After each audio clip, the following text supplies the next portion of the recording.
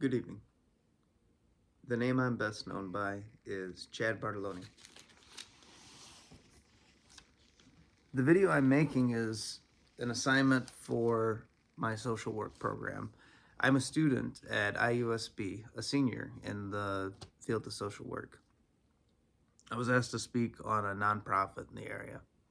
I chose to speak about the one I'm stationed at for my internship. I work at Unity Gardens.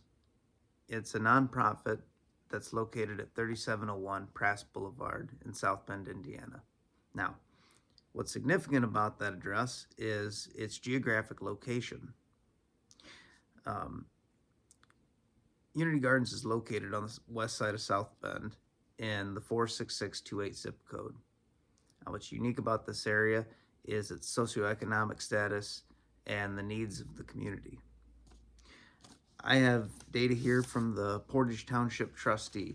So I had the opportunity to sit down with a few weeks ago with one of my colleagues from the class.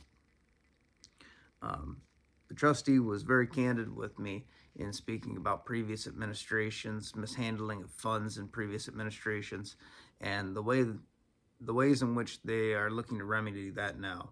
He provided me with several data figures which show that the 46628 zip code has the largest percentage of applications to the township, 23%.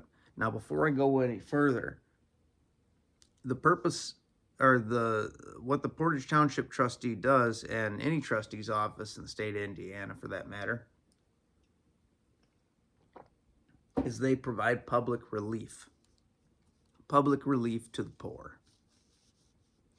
This was one of the things that he brought up that was an issue of contention for the township with the recent closing of Portage Manor. That area was cordoned off and was in the local contract that it was to be reserved for the poor, that it was to be reserved for the sick and the people who could not work.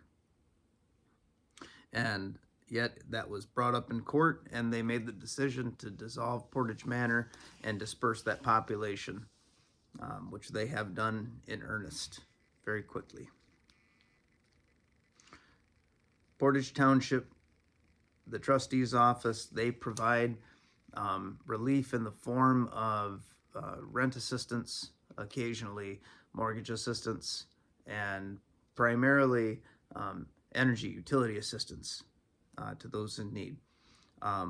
What's important to mention is that by the time these individuals reach the township, or by the time the township processes their applications, they will have had to have gone through all of the private charitable organizations, places like United Way, Real Services, local churches.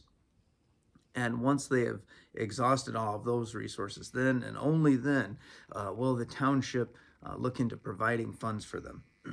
What's also important to mention is that 78% of the applicants are female, 75% of the applicants are black, 20% are white, and 4% are Hispanic.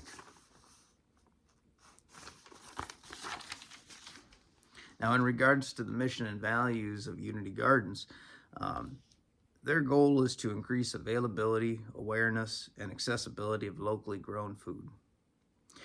Two experiences come to mind. One of which was time that I spent on the farm of Stephen Jenkinson in 2019.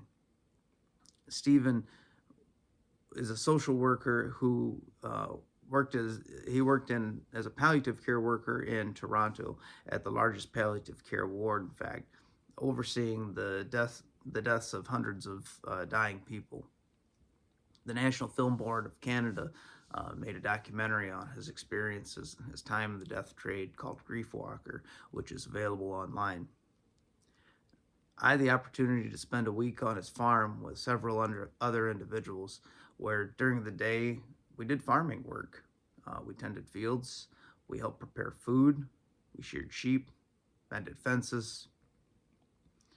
In the evening, we would gather in a teaching house that was built with no nails, and Stephen would speak on his experiences with the dead and dying, with their families, and with the soil that we had worked throughout the day.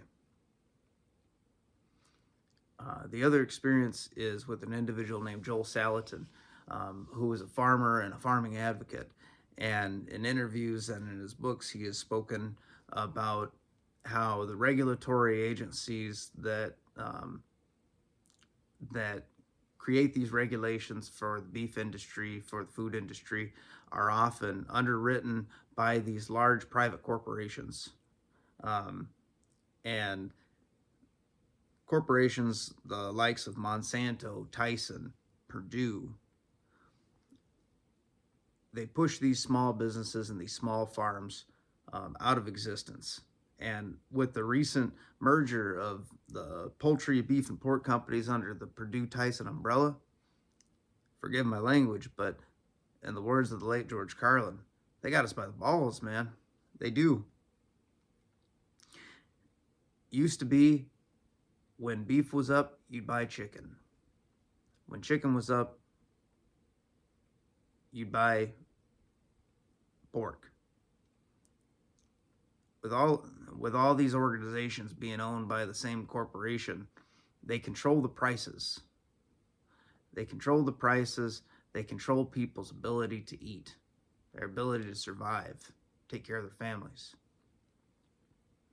Unity Gardens is a wedge point in that in the community, and in an area where people struggle with food insecurity, where they're going to put the next meal on the table. Unity Garden steps in. They provide a free and open space for people to pick food. They provide classes which are also free. And in those classes, they teach people how to farm, how to grow small gardens. They teach people how to can food and how to empower themselves in such manner.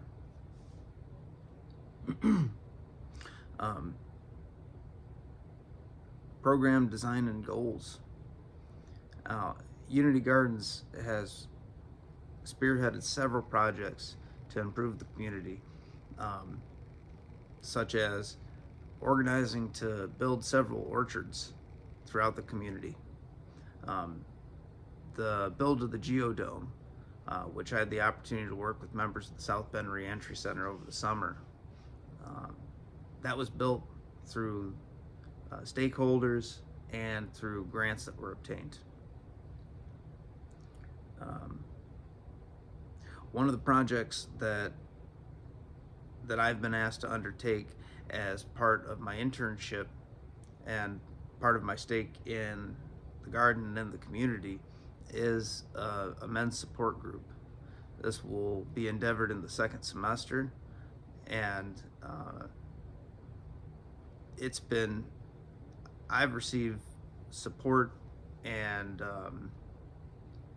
encouragement from all the staff at Unity Gardens all along the way, as well as the staff and faculty at IUSB.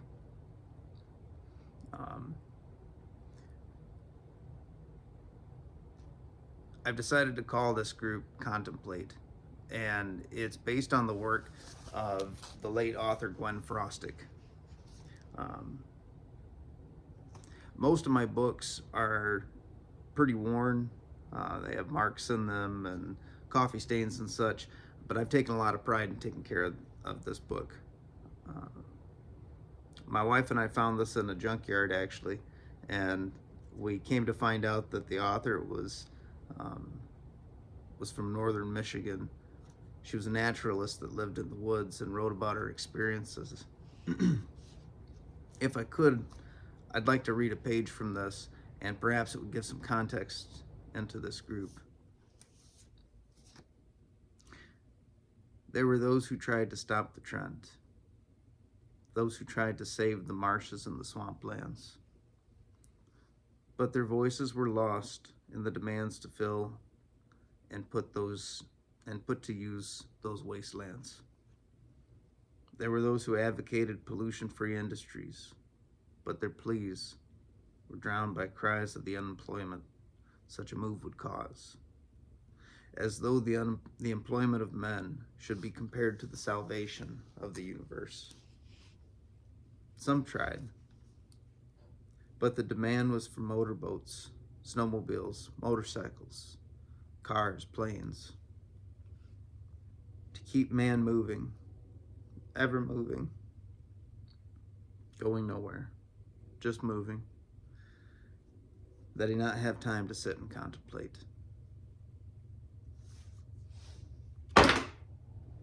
And that's what this group will be. It'll be an opportunity for men from the community, from different generations, walks of life, to sit down and contemplate the things that mean the most to us. I'm really excited to participate in this, to facilitate this group, and I'm really excited to be part of Unity Gardens. It's a wonderful place to learn to be a social worker. Appreciate this assignment and all that it's drawn out of me for the research and everything that it will likely contribute to this group that we're doing. Thanks. Have a good night.